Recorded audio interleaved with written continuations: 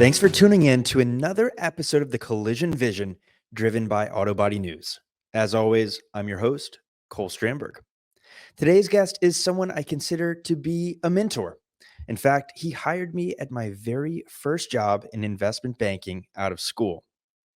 David Boim is a longtime executive with a ton of experience in multiple industries, primarily within the world of private equity.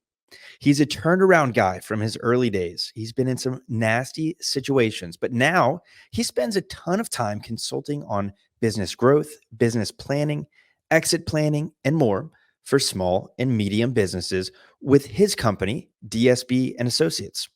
Today, we'll talk about all of that and how it pertains to business leaders in the collision repair space and beyond. Enjoy the show. David Boim, thank you for joining us here on the Collision Vision. Thanks a lot, Cole. Man, looking forward to a fun conversation. This is one, I mentioned it briefly in the intro at the top of the show, but you and I go way back. David actually hired me at my very first job in investment banking out of college.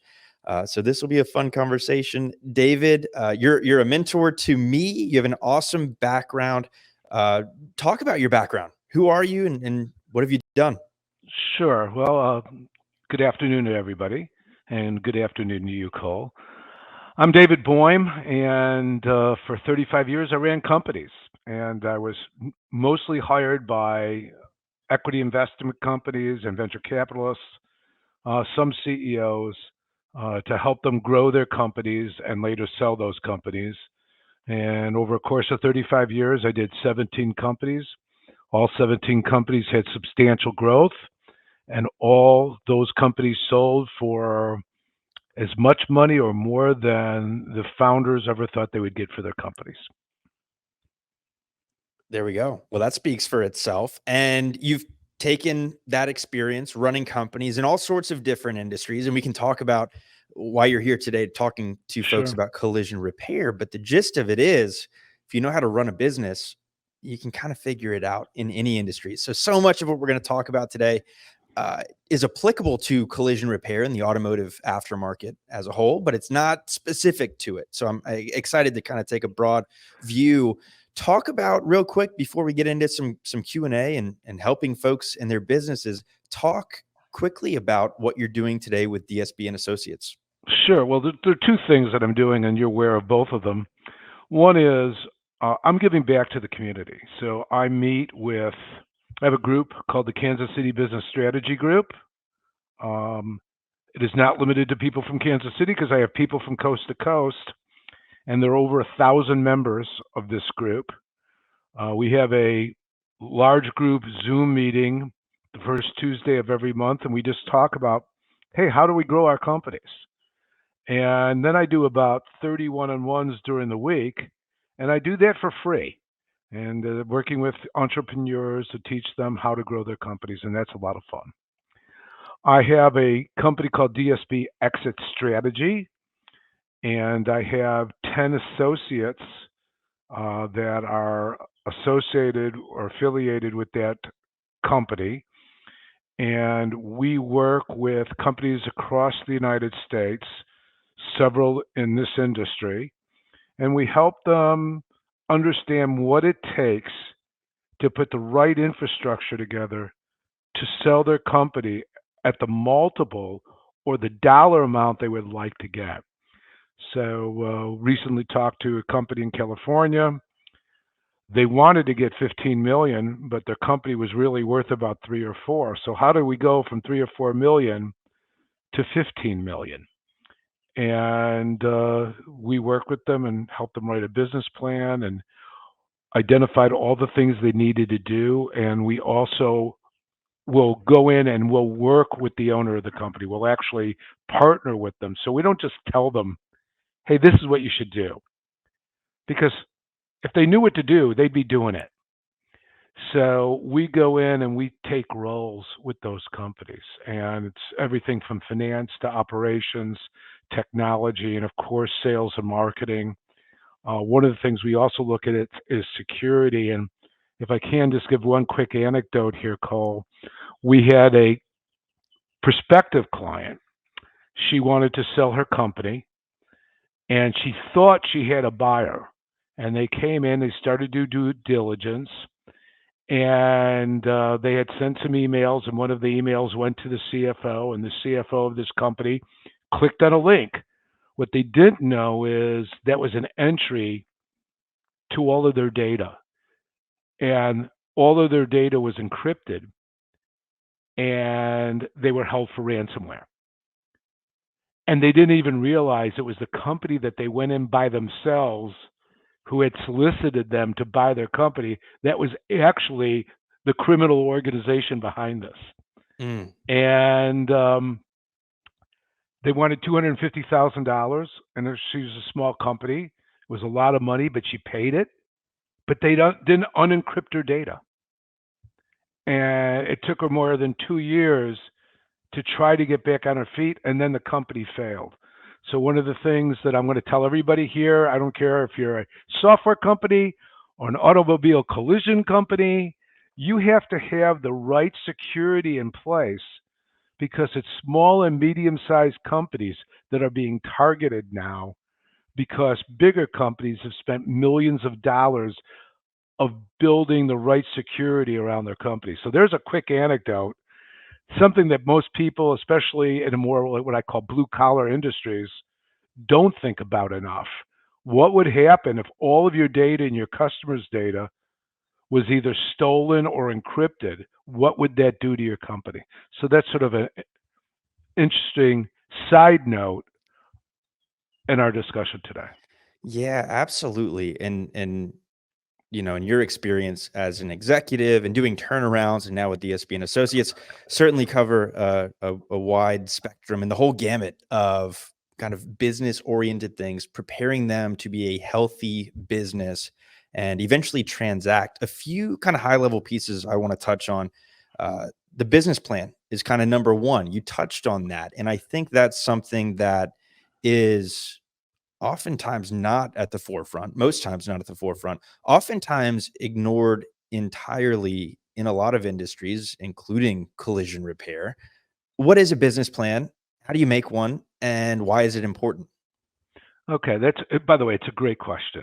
And a business plan, by the way, is really crucial in getting the valuation you want when you sell your company. But a business plan is crucial to really grow your company. And if you were out in a forest and you didn't have a map, but you wanted to get out to a certain place, how would you go? Your business plan is your map. It's your store. It's also your story of where you've been, where you are, and where you're going. And so you want to give that perspective to a future buyer, but it's really important for you as a business owner. Would you build a house without a blueprint? Even if you were a general contractor, would you do that? And the answer is, of course not. So people who run their companies without business plan, and they may be successful. I'm not saying you won't be successful, but they're not as successful as they could and should be without this plan. So first of all, I want to dispel the notion that a business plan is a budget. A budget is an addendum to your business plan. So you say, hey, I got my budget, I have my P&L. Yeah, that $2 gets you on the bus. Is it $2 now? I'm not sure. I haven't taken a bus in a long time. When I was a kid, it was a dime. So a business plan is your blueprint to grow your company. And by the way, it's not in granite. This blueprint is something that may change as things happen in our economy, like during the pandemic, when there were supply chain issues, right? How does that impact your business? So it's not in granite, but a blueprint. And by the way, Cole, if people want to get this later, they can contact you, and I could actually give you an outline that you can send to people. But there's an executive summary, which sort of, here's our story. And then you have to look at, what is the structure of your business? What do you sell? And what kind of services do you sell? Because not everybody's collision auto collision business is the same, and they're not using the same products.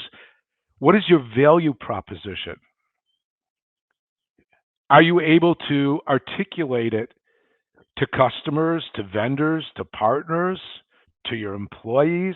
Are they able to articulate why your shop, why your company instead of your competitors?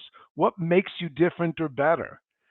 Um, then there is, how am I going to get more customers?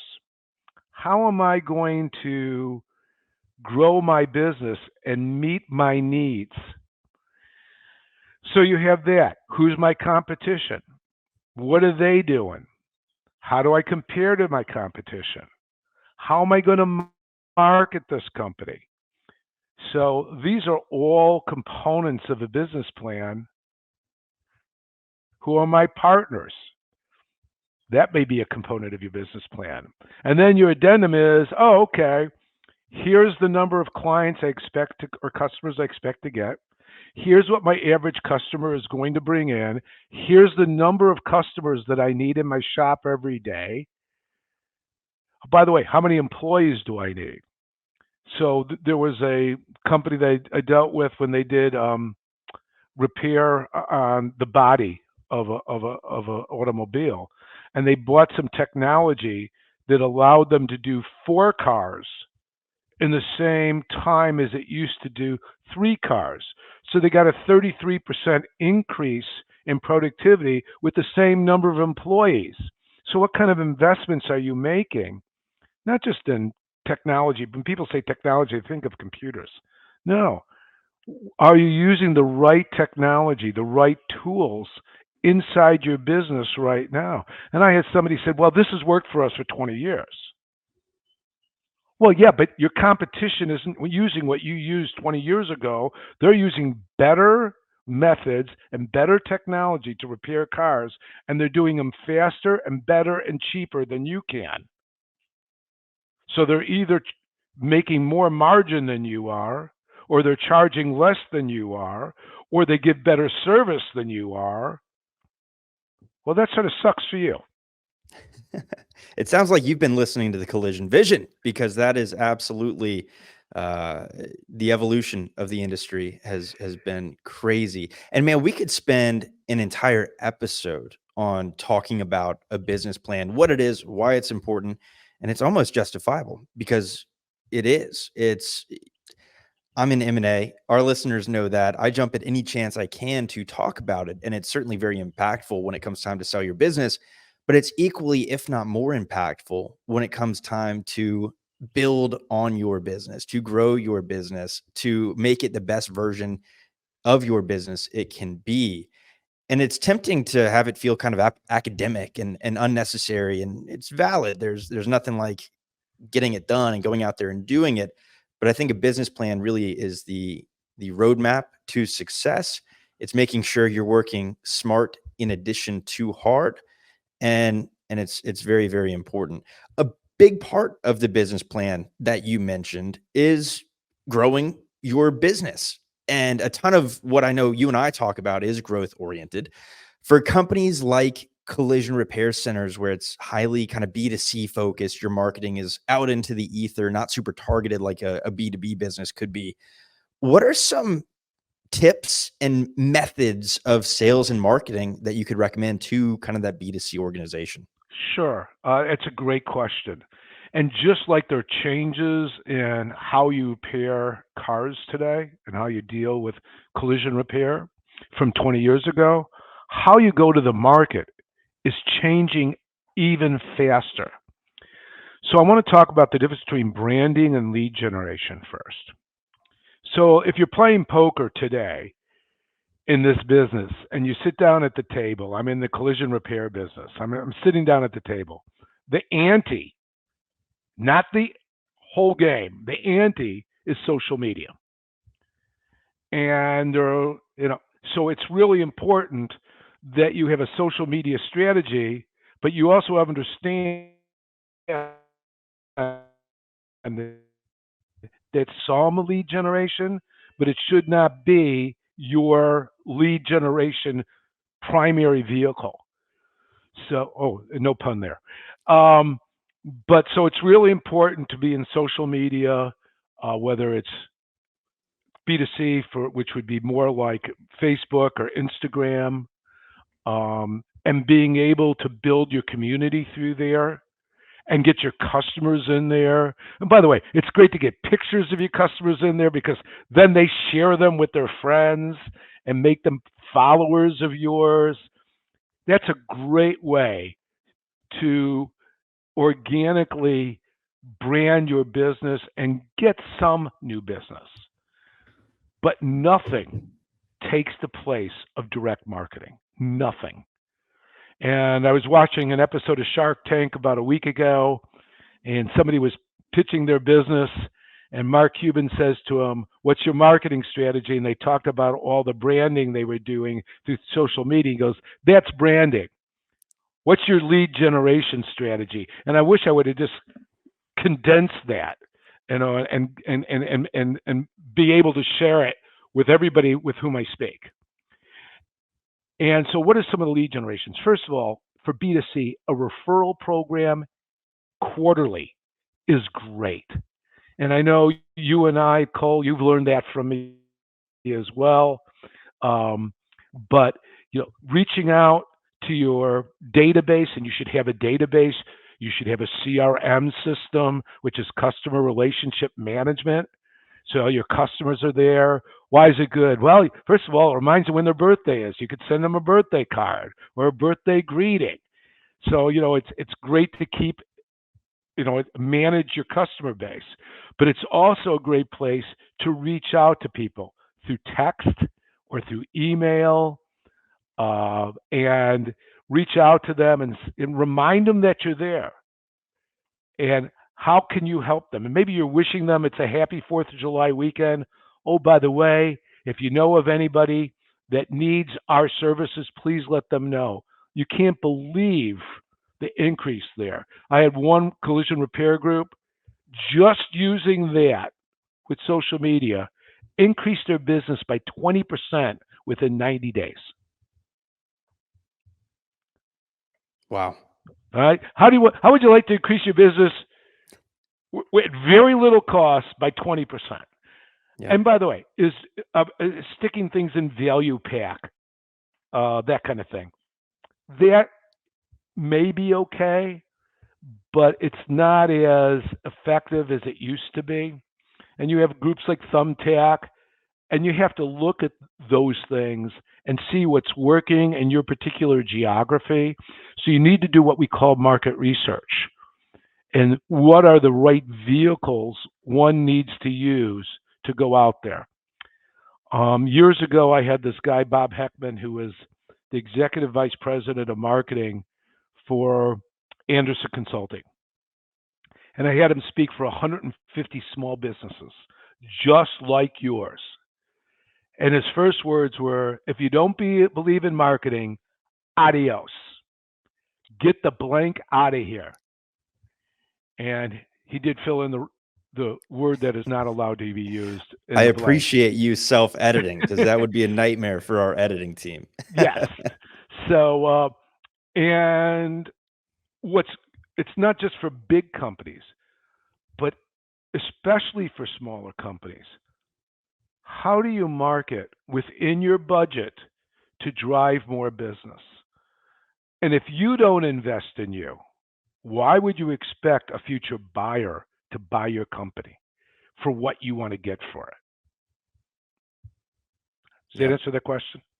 Yeah, absolutely, man. I'd encourage anybody who is listening here, owns a shop or a group of shops, and they aren't doing some of these things. Take a look at some of your competitors, isn't really the right word, but some of your colleagues and counterparts across the country who you respect, who you view as doing big things. And it's likely they're doing exactly what David is saying with the social media, with the referral, with the calls to action. It's very powerful, and it is proven. It is work. It does work. It is working in this industry and others. So check that out. Great stuff, David. I want to get into some other components of what you and I have discussed in the past and in our regular communication. in different assignments and engagements you've worked on in the past, both as an executive and a consultant. Something we talk about a lot here on the Collision Vision and industry-wide is culture. And it's a challenge. It's one of the biggest challenges out there at a very high level. What do you view as making a good leader, and how can a leader build a great culture within their company? Okay, so I'm going to start with a couple things. I'm going to start at the top, right, and come down. So the owner, founder, CEO, president, Indian chief, whatever title that person has. I wrote a blog a couple years ago and said there's a single point of failure in your company, Mr. or Ms. CEO, and it's you. So the first thing that everybody has to understand is if you're making every decision, and every decision has to be passed through you, and I understand it's your company, and I understand it's your money, but it is a recipe for slow growth. You need to have a flat, responsive, flexible organization built for growth. So what does that mean? First of all, you need to have a good, I'll call it management team or a layer right below you. It shouldn't be you and everybody else. And these people need to be groomed. They need to grow. They need to collaborate.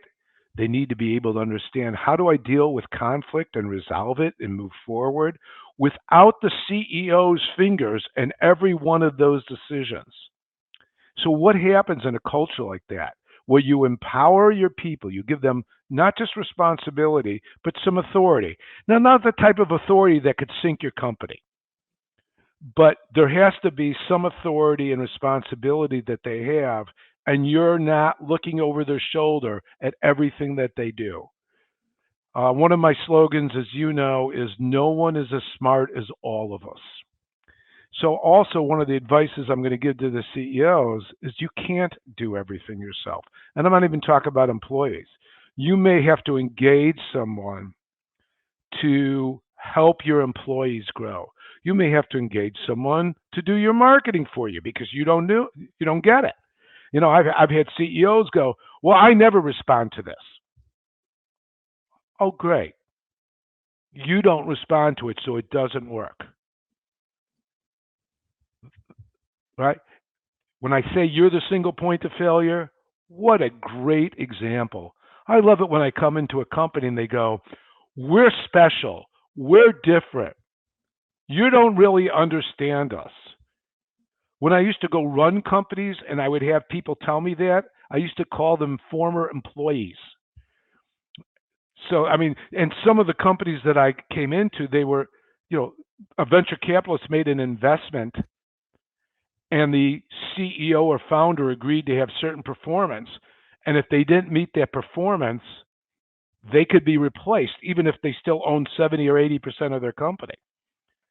Sometimes one of the first things they had to do was fire the CEO because that CEO was an obstacle in growth. No one hired me to make companies smaller.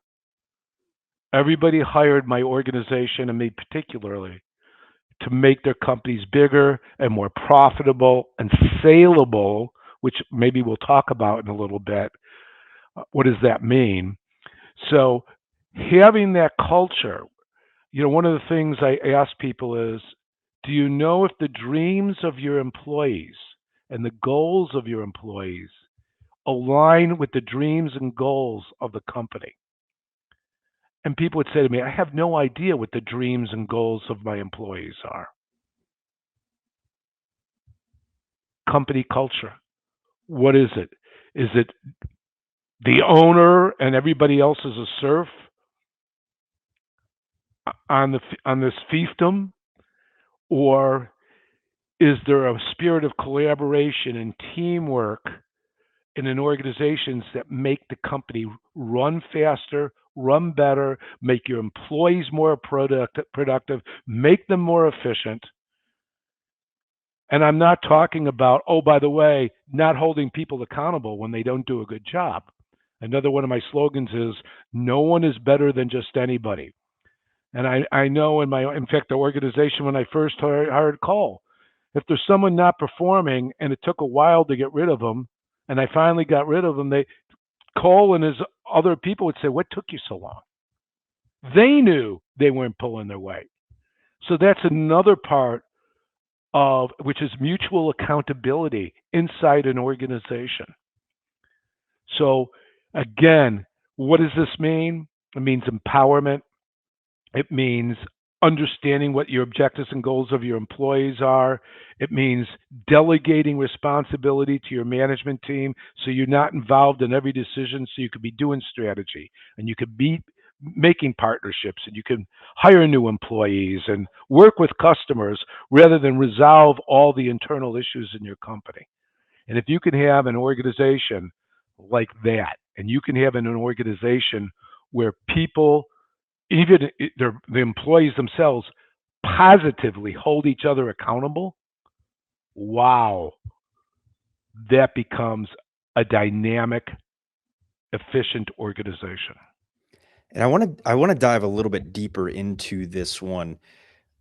Give me some examples on how to actually go about facilitating that, some tactics, because I love the overarching strategy. I think it makes so much sense, but what's some rubber meets road tractionable items that we can implement from that?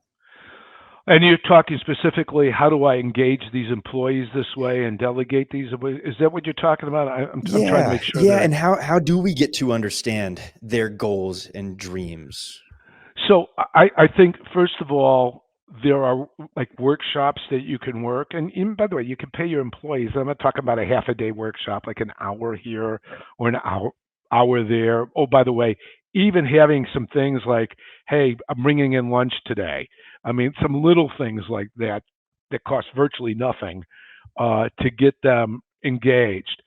But again, if I were doing this, and I have people on my staff who do this, I would be bringing someone in separate from you as the owner. And I've done this. I've stepped away, and I would have them do like a workshop.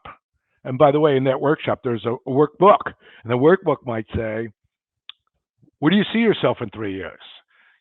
What's important to you?" Right? I mean, there are actual questions that are out there, and the group shares these ideas, and there is a plan, right? An individual plan. How do I help you reach your goals and objectives? Now, all of a sudden, you're there, right? Through this proxy of understanding what their goals and objectives are. Let's put a time and action plan to help you get there. And your company is the one that's facilitating this. That is a wower. You want to talk about building loyalty? You want to talk about retention?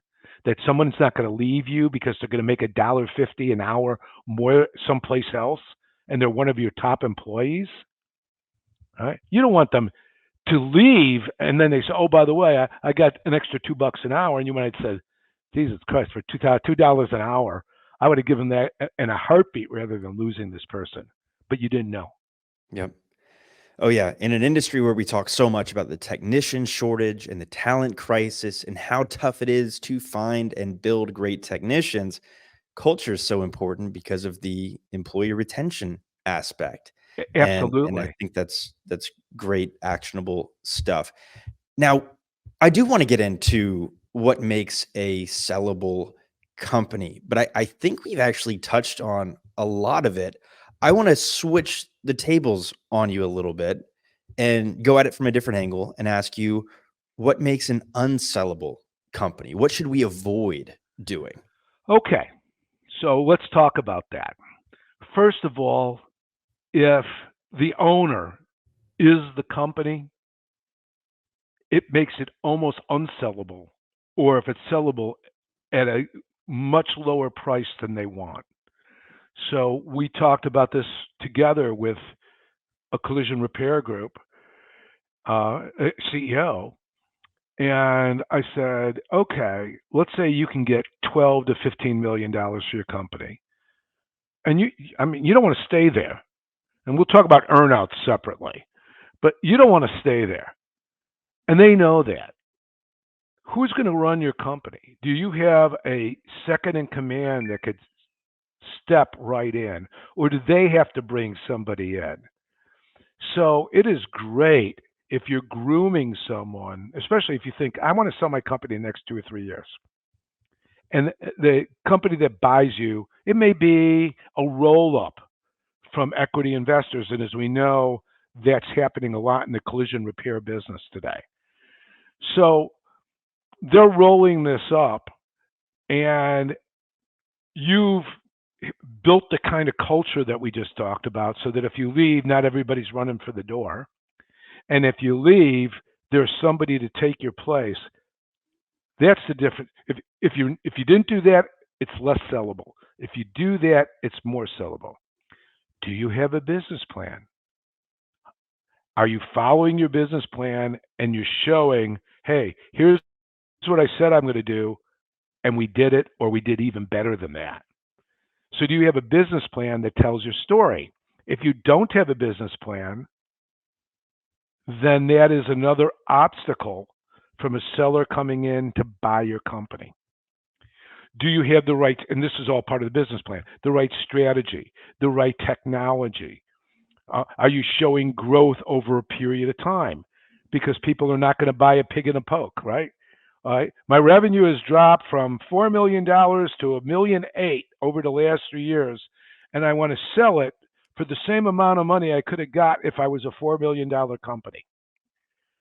Another obstacle in the way is owners overvaluing what their company is worth.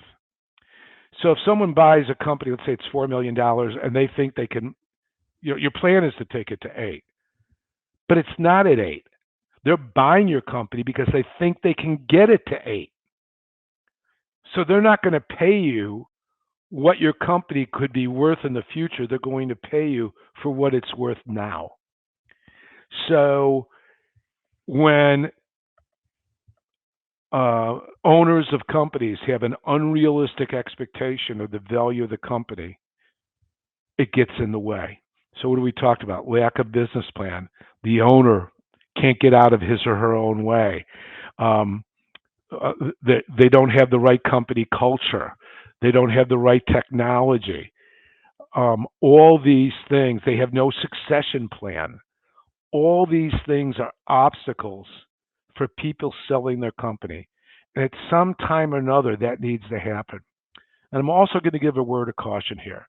I understand all these businesses, for the most part, are lifestyle businesses. This is the money that an owner gets, and they're living off of there, and they have their house or whatever they have. Don't drain your company. Keep investing in your company. Really, really important to do that. Hey, I don't want to hire someone to come in and make my culture better because that's money out of my pocket. I don't want to go and do direct marketing because it's money out of my pocket. I don't want to invest in new technology because it's money out of my pocket. I understand you need to pay your bills. But I also understand is if you ever want to sell your company, it's a dialectic. It means it's two opposing forces going. Instead of investing in your company to have it get to the place you want it to go so you can bring it in. And and I'll use an EBITDA number here. Say you have a $5 million company, it's $1 million of EBITDA, and it's being sold at 3 or 4 times EBITDA. Pretty easy math to understand. When you take an extra, I'll use the word, I'm going to use $300,000. I mean, it's easy math. When you take an extra $300,000 out of your company, it's $300,000 for you. Great. What's your multiple? 4? That $300,000 is $1.2 million when someone's buying your company. You talk about penny wise and dollar foolish. I'm taking this money out now. I'm draining my EBITDA, and I'm planning to sell it next year. Not a good idea. So I don't know. Does that answer enough questions? Give you some insight there? Yeah, no, very much so. And I don't know where to put this little insight in, but I want to talk about, I guess, real quick, the importance of data, because my very favorite quote of yours is, if you can't measure it, you can't manage it. How can we use data to kind of manage our company and help us make educated decisions at the management level? Well, and this is really important. I mentioned getting a CRM. So a CRM, you can literally run reports and you can understand, okay, how many customers have gone through my shop this year, last year? What is my run rate? What is my Yep. average cost per person? You know, how do I upsell? I mean, there's just so much information that's out there. So really data is not the right word. How do I transform data into meaningful information? That's what you want to be able to do. So if you have this data, but it's locked away and you have no way of transforming that data into information so you can make better business decisions. And one of my favorites is, I believe in focus, as you know. And I'm all things to all people. But one part of your business is 6% of your business, but you spend 30% of your marketing and your time promoting that part of the business. Who here sees a problem with that logic? How do you make the right investment in your company? Maybe, hey, it's this type of repair that makes me the most money, and I need to focus on that. Maybe I have my marketing driving that so that I have people come in. It's a higher margin, higher price. So I run through the same number of customers, but all of a sudden my average price per customer goes up and my average margin per transaction goes up. That's usually a very positive thing. So if you don't have access to that data and you don't have the reporting structure to transform it into meaningful information, that's not a good idea. Are you able, let's talk about finance for a second. When your books close at the end of the month, March 31st, your books close. When do you get your reports for the month of March? Are you closing it 6 weeks later? Or are you closing it within 5 to 8 business days at the end of the particular period, the end of this month? Do you have a cash flow, 13-week cash flow report that you can get anytime showing you your cash flow projections for the next 13 weeks so you know how much money you really want to invest or spend or not spend? Do you have those types of reports? And if you don't, I'm thinking, how are you running your business? All right? And it has no difference whether you're Microsoft and you're worth $1 trillion, or you're Joe's repair shop and you have a $2 million company. It doesn't matter. You need those types of reports. So that is a really good example of why all this data is really important. Your data and your financials should tell the story of your company. And let me tell you, if someone's going to buy your company and they start due diligence, Cole, where's the first place they go? Right there. Finance. Yep. All right. Yep. Are your That's books a big one. Oh, by the way, for those of you who are doing cash accounting, stop it. You need to do accrual accounting, and you need to do it for a couple years. Or if you're going to sell it next year, you need to have someone come in and look at your books and redo your books under accrual accounting, because that's the true measurement that they're going to be using when they do the valuation of your company. So if you're doing cash accounting, stop it. If you can't measure it, you can't manage it. One of my other favorite sayings of yours goes back to the sales and marketing side, and we won't go back into that, but I'd be remiss if I didn't say it. Repetition pierces even the dullest of minds. Important to be consistent and persistent in your sales and marketing effort. But David, you've been very generous with your time. I appreciate the great insights on a wide range of topics today. Tough to ask you what I'm about to ask you to do, because I think there's a lot here. But as you know, we like to end each episode of the Collision Vision with 3 key takeaways. What do you think those are today?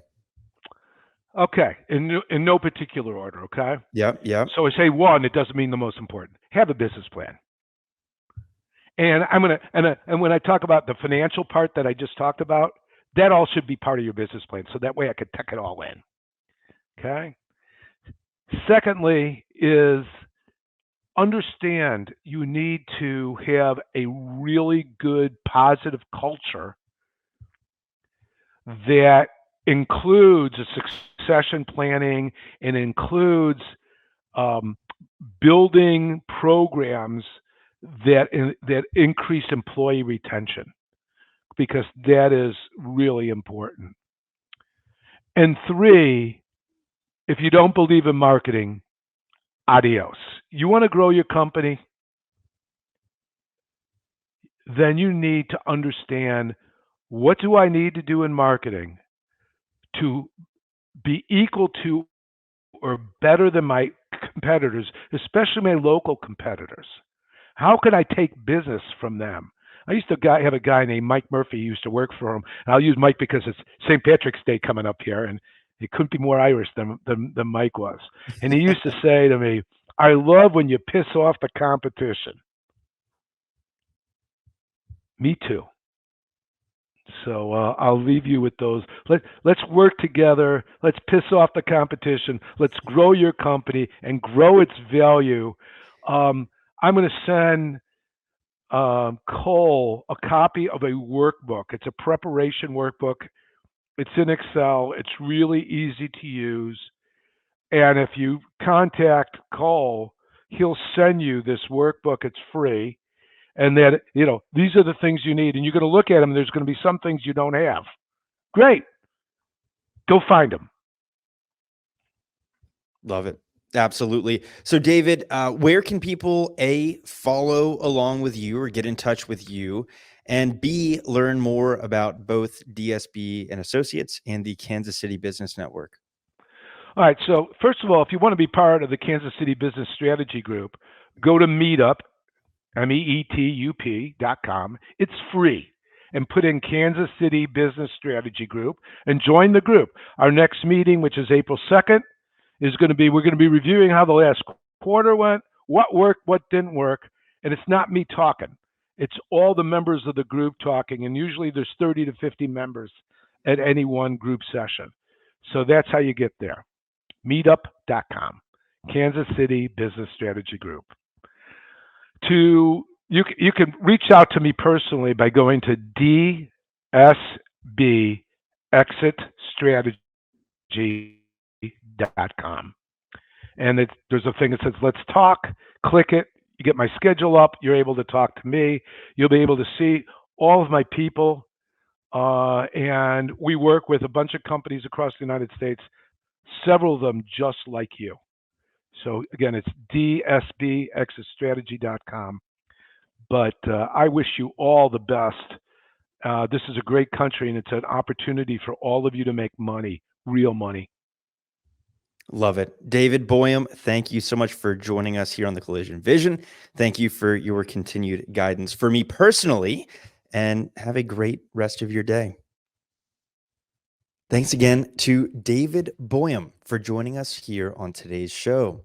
So often we talk about how collision repairers are no longer competing with each other, whether that be for talent, customer experience, or even capital investment. We're competing with companies in other industries. And that's one reason I like to occasionally branch out from collision industry professionals and bring in, more generally, business professionals who have seen it all. And David is certainly one of those. His highlights of the conversation echo mine. Invest in growth, invest in culture, prepare for the future, and good things will come, whether it's time to operate your business for many years in the future or whether the time to exit might be just over the horizon. There are some real actionable pieces of information on each of those points and pillars throughout today's conversation. That is all for today's show. Please be sure to give us a follow or like wherever you enjoy your podcasts or on YouTube, where the Collision Vision lives in video form. And if you're liking what you're hearing from the Collision Vision, please be sure to share us with your network. As always, on behalf of Autobody News and myself, thank you for coming along for the ride.